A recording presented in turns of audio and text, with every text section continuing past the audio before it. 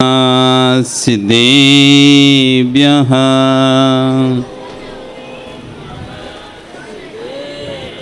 ॐ नमः सिद्धेभ्यः ॐ नमः सिद्धेभ्यः तिर्यणि खग्गिणाय रुतारी मोहि सिर सिरणी बिहु आयरी राहु पसियो परवादिन्यो भव्य जी लोए नमो हरिहंताणं नमो सिद्धाणं नमो आयरियाणं नमो वज्रायाणं नमो लोये सव्यसाहुणम। बोले अनंत अनंत परमेष्ठी भगवानी की, आदिरम आदिनाथ भगवानी की, वर्तमान शासन महावीर भगवानी की, आचार्य श्री 108 विश्व सागर जी महाराज जी की पंच कल्याण प्रतिष्ठा महो महोत्सव की साक्षात विराजमान परम पूज्य धर्म की जय। साक्षात विराजमान परम पूज्य मुनि श्री अरिजीत सागर जी गुरुदेव की जयकारा, गुरुदेव का जयकारा, गुरुदेव का जयकारा, गुरुदेव का। बंधु, आज ये अवसर कल तक आप देख रहे थे, थोड़ी देर पहले तक आप देख रहे थे, रंग रंग का अवसर चल रहा था। बधाइयाँ हो रही थी, गीत बज रहे थे, संगीत हो रहे थे, नृत्य आदि चल रहे थे। अब दृश्य बदल चुका है, परिदृश्य बदल चुका है। वस्तु वही थी लेकिन दृष्टि बदल चुकी है। जो वस्तु राख में कारण बन रही थी, जो नीलांजना का नृत्य भगवान को राग में कारण बन रहा था, वही नीलांजना का नृत्य भगवान को वैराग में कारण बन गया। वस्तु वस्तु है, वस्तु अच्छी नहीं, वस्तु बुरी नहीं। हम दोष वस्तुओं को देते हैं, हम दोष पदार्थ को देते हैं। पदार्थ कभी अच्छा होता नहीं है, पदार्थ कभी बुरा होता नहीं है। प्रदीप जी, विजय भैया, जगत की एक आदत है, कोई भी कार्य बिगड़ता है अमुक व्यक्ति ने खराब कर दिया, कोई भी कार्य होता है खराब होता है, वस्तु ही खराब थी, वस्तु ही बेकार है। वास्तव में वस्तु बेकार नहीं है, हमारी दृष्टियां बेकार हैं। हम जब राग भरी दृष्टि से किसी को देखते हैं तो वस्तु हमको रागभूत दिखाई देती है। जब देश भरी दृष्टि से उसी वस्तु को देखते हैं तो वस्तु द्वेषभूत दिखाई देती है। आपका कोई मित्र है क्या विजय जी, छुड़ीवाल जी? कोई मित्र है क्या आपका? आपका मित्र है कोई? हाँ, आपका कोई मित्र है क्या? कोई शत्रु है क्या आपका? कोई शत्रु नहीं है आपका। कोई आपको शत्रु मानता है क्या? कोई आपको मित्र मानता है क्या? तो आपको कोई शत्रु ही मानता होगा, कोई मित्र भी मानता होगा, तो आप शत्रु हैं कि मित्र हैं? आप क्या हैं? आप शत्रु के मित्र, मित्र शत्रु नहीं है। तो किसी को आप शत्रु नहीं लगते? कोई, सभी आपको चाहते हैं। ऐसा तो भगवान को नहीं चाहने वाले मिले। भगवान को सभी लोग नहीं मानते तो आपको क्या सभी मानेंगे? कोई व्यक्ति आपसे ईर्ष्या भी तो करता होगा, तो वो आपको शत्रुवत देखता होगा, नहीं देखता होगा? जिसका व्यापार, जिसका कार्य आपके कारण से रुकता होगा तो वो व्यक्ति आपको शत्रु देखता होगा। जिसका काम आपसे बनता होगा वो आपको मित्र देखता होगा। क्या नाम भैया आपका? आगे बैठे हैं? शिखरचंद जी बाकलीवाल। शिखरचंद जी कहाँ से आए? दीमापुर। दीमापुर से आए हैं। एक ही देश में कौन सा लैंड है? एक ही लैंड है, नागालैंड। उस दीमापुर से आए हैं। तो शिखरचंद जी, आपका कोई मित्र है क्या? कोई शत्रु है क्या? आप किसी के मित्र हैं क्या? आप किसी के शत्रु हैं क्या? यदि आप मित्र हैं तो तो सबको मित्र दिखना चाहिए। यदि आप शत्रु हैं तो सबको शत्रु दिखना चाहिए। आप कैसे हैं, मित्र क्या शत्रु? क्यों शत्रु क्यों नहीं है? जहाँ मित्र होता है वहाँ नियम से शत्रुपना होता है। प्रत्येक शब्द अपनी प्रतिद्वंदी शब्द को लेकर रहता है। यदि राग है तो आपको किसी से, तो नियम से किसी से द्वेष है, तब तो आप राग कर पा रहे हो। यदि राग है, इसका मतलब ही कह रहा है मनोज कि द्वेष साथ में है।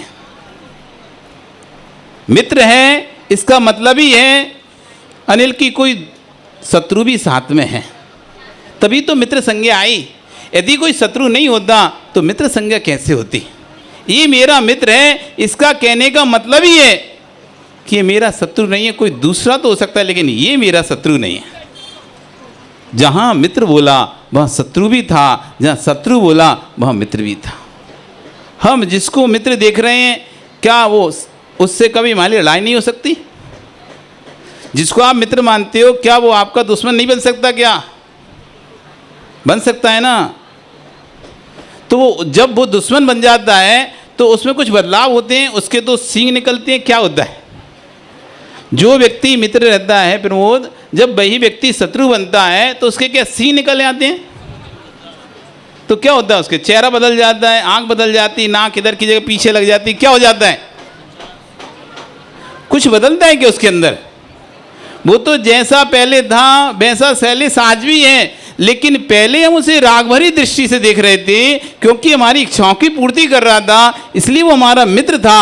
अब हम उसको द्वेष भरी दृष्टि से देख रहे हैं, हमारी इच्छाओं की पूर्ति नहीं कर रहा, इसलिए अब वह व्यक्ति शत्रु हो गया। और वही शत्रु फिर पुनः हमारी इच्छाओं की पूर्ति करने लगे, फिर से वही मित्र हो जाता है। तो हुआ कौन शत्रु, हुआ कौन मित्र? मेरी स्वयं की ही दृष्टि शत्रुपने से युक्त है, मेरी स्वयं की दृष्टि मित्रपने से युक्त है। जब ये शत्रु मित्र का भान हो जाता है कि अपनी दृष्टि ही विकारी होने से वस्तु विकार भूत होती है, तो जो वस्तु राग में कारण बन रही थी, भगवान को लीलांजना का नृत्य देख रहे थे, भोगों में लिप्त हो रहे थे, वही जब बैराग हुआ, लीलांजना की मृत्यु देखी, ओहो, हर जीव को एक बार जाना पड़ेगा, सबको मरना पड़ेगा, मुझे भी मरना पड़ेगा, मरने से पहले मुझे अपना कल्याण करना है। जब ऐसा भाव आया, अब वो ही राग उसे दुख देने लगे। ये पंखा आपको सुख देता है कि दुख देता है? ये पंखा सुख देता है कि दुख देता है? क्या दे रहा है भैया? सुख दे रहा है ना?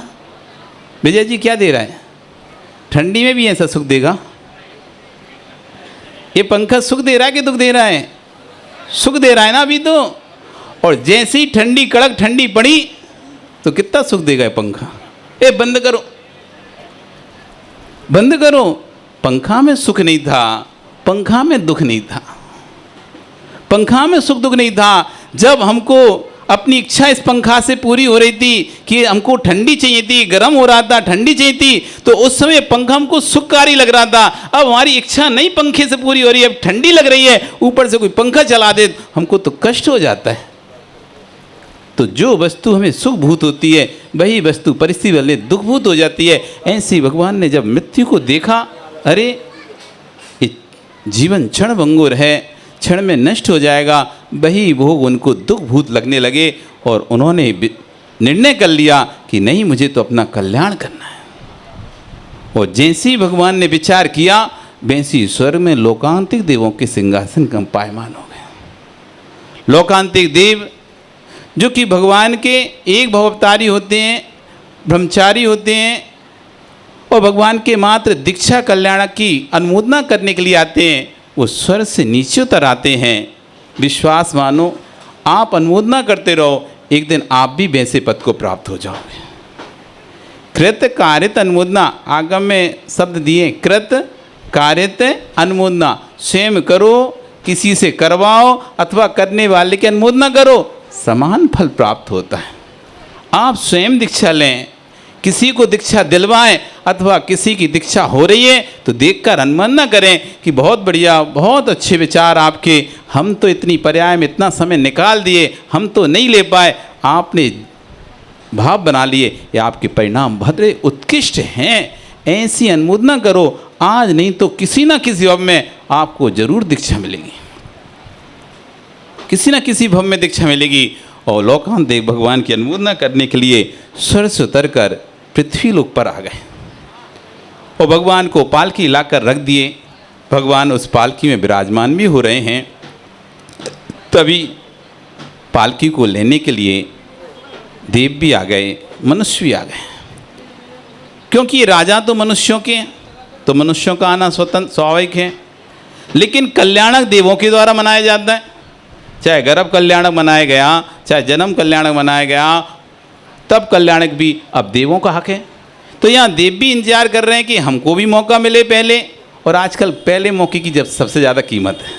बोली भी लगती है ना, तो पहले कलश की बोली लगा, फिर दूसरा कलश सेम भी होगा, नहीं नहीं दूसरा नहीं चाहिए, पहला दो तो पहला दो।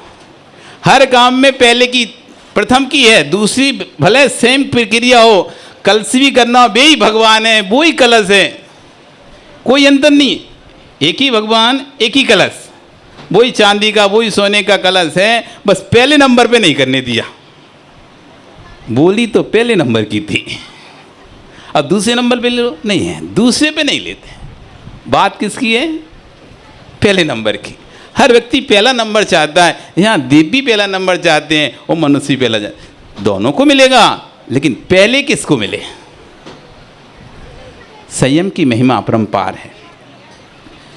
4 गतियों में सिर्फ एक मनुष्य ऐसी गति है जो संयम को धारण कर सकती है।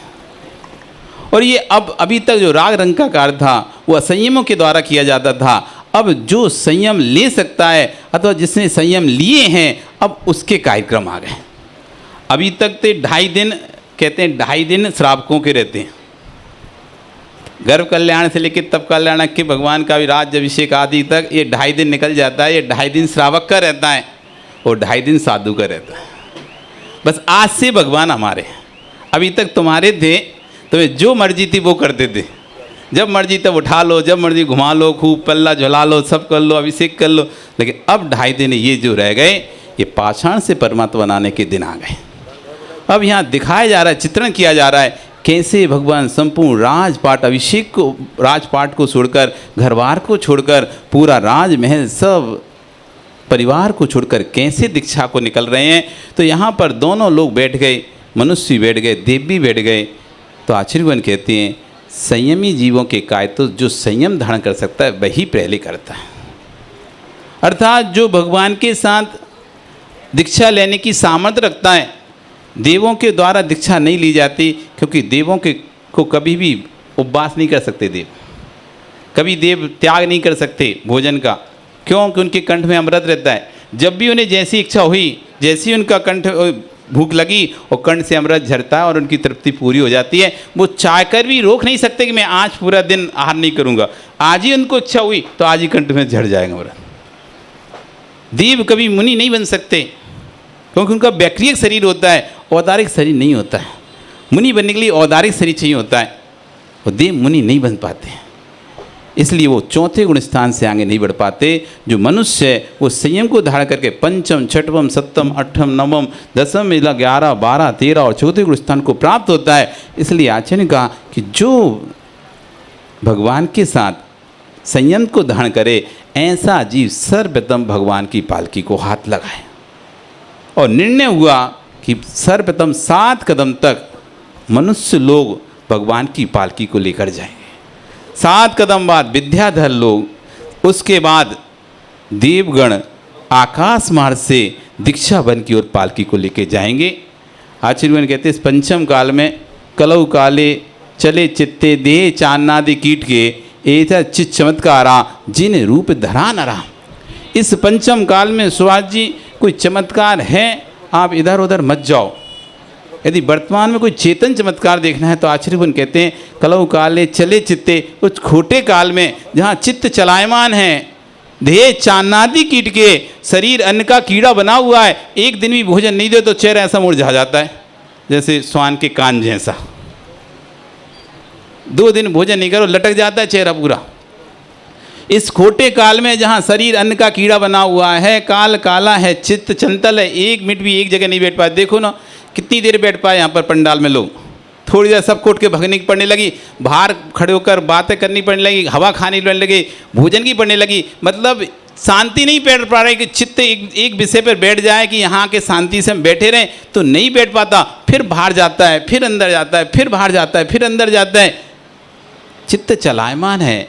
ऐसे खोटे काल में भी यदि कोई चेतन चमत्कार है, जिन रूप धरा नरा, ये भगवान का रूप धारण करने वाले दिगंबर मुनिराज आज पाए जाते हैं। यही पंचम काल का सबसे बड़ा चमत्कार है। एक दिन आप बिना पानी बिना भोजन के सामान से उपवास में तो रह लोगे, लेकिन डेली रूटीन में कहा जाए आपको पानी पीना ही नहीं है, एक ही बार पीना है, तो फिर पसीना निकल जाएगा। उपवास के माध्यम से तो आप मन को कड़क करके ले लोगे, एक दिन 2 दिन मेरा उपवास है ऐसा सोच के, उसमें तीसरे दिन तो फिर पानी के बिना आपसे उपवास नहीं होगा, फिर पानी चाहिए। यदि आपसे कहा जीवन की रूटीन में ही आपको एक ही बार भोजन एक ही बार पानी पीना है, तो आपकी हालत खलस जाए। शाम को पानी यही कहा जाता दिन भर पियो, बस रात में बंद कर दो, तो तुम अंदर से हिल जाते हो। रात में पानी वो भी नहीं पी पाएंगे क्या? वो तो पी सकते हैं, वो तो पिएंगे, रात में भी नहीं छोड़ पाते, फिर पूरे दिन में एक बार क्या पी पाओगे? उस चर्या को पाल पाना बड़ा कठिन है। ऐसी चर्या को पालने वाले मुनि दिखाई दे रहे हैं। ये पंचम काल का चमत्कार है। और उसी दीक्षा को लेने के लिए आज आदिनाथ महाराज सब राजपाट को त्याग करके दीक्षा पालकी में बैठकर दीक्षा बन की ओर निकलेंगे और वहाँ पर दीक्षा को प्राप्त करेंगे। ओम नमः सिद्धिभ्याम्।